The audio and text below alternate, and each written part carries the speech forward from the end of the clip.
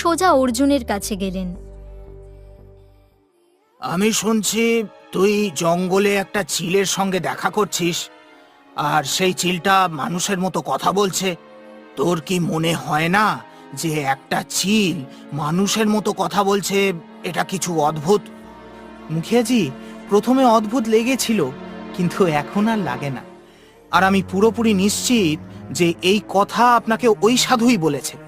দেখুন মুখিয়াজি, 8 বছর আগে আমার বাবার রহস্যজনকভাবে হারিয়ে গিয়েছিলেন, আর ওই চিলটা জানে আমার বাবা কোথায় আছেন। আমি শুধু আমার বাবাকে পেতে চাই। তুই তোর বাবার সম্পর্কে কিছুই জানিস না? হ্যাঁ, জানি না, কারণ না কখনো আপনি কিছু বলেছেন, না কখনো গ্রামের লোকেরা কিছু বলেছে। এখন আমি কার কথায় বিশ্বাস করব বলুন তো? আমি শুধু ওই চিলের কথায় বিশ্বাস করি। কাল পূর্ণিমার রাত, আর আমি ওই চিলটাকে অভিশাপ থেকে মুক্ত করে দেব, আর সেই চিল অভিশাপ থেকে মুক্ত হয়ে আমার বাবাকে আমার হাতে তুলে দেবে। এটুকু বলে অর্জুন রেগে হাভেলি থেকে বেরিয়ে গেল। মুখিয়া ডাকতে থাকলেন, কিন্তু অর্জুন থামল না। মুখিয়া হতাশ হয়ে হাভেলির বাইরে এলেন। অর্জুনকে থামানো খুব জরুরি।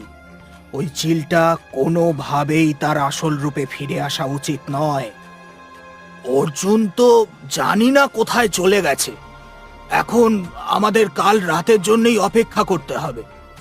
পরের রাতে সাধু মুখিয়া আর তার মেয়ে লক্ষ্মীকে গুহার কাছে নিয়ে গেলেন এবং মুখিয়াকে বললেন, আমার বিশ্বাস অর্জুন নিশ্চয়ই এখানে আসবে। কাল আমি অর্জুন আর চিলের মধ্যে কথাবার্তা শুনেছিলাম। সাধু এটুকু বলেছিলেন, তখনই অর্জুন রাতের অন্ধকারে সেখানে পৌঁছে গেল।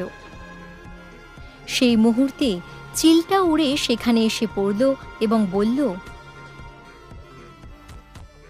এখানে সাধু, মুখিয়া আর তোর প্রেমিক লক্ষ্মী উপস্থিত। এরা তোকে ওই পাথর ভাঙতে বাধা দিতে এসেছে, কিন্তু তুই এদের কথায় বিশ্বাস করিস না, নইলে তুই তোর বাবার সঙ্গে কখনো দেখা করতে পারবি না। না, আমি এদের কথা মানব না। তাহলে যা, গুহার ভেতর থেকে ওই পাথরটা নিয়ে আয়। অর্জুন দৌড়ে গুহার ভেতরে গেল, পাথরটা নিয়ে এলো এবং ঠিক যখন সেটা ভাঙতে যাচ্ছিল, তখনই সাধু মুখিয়া আর লক্ষ্মী সেখানে এসে পড়ল। অর্জুন থাম, ওই পাথরটা ভাঙিস না। না, আমাকে যে কোনো উপায়ে আমার বাবার সঙ্গে দেখা করতে হবে। অর্জুন, তোর বাবার সম্পর্কে কেউ আজ অবধি কিছু বলেনি, কারণ তিনি ছিলেন একজন লোভী মানুষ। তিনি কোনো সাধারণ মানুষ ছিলেন না, বরং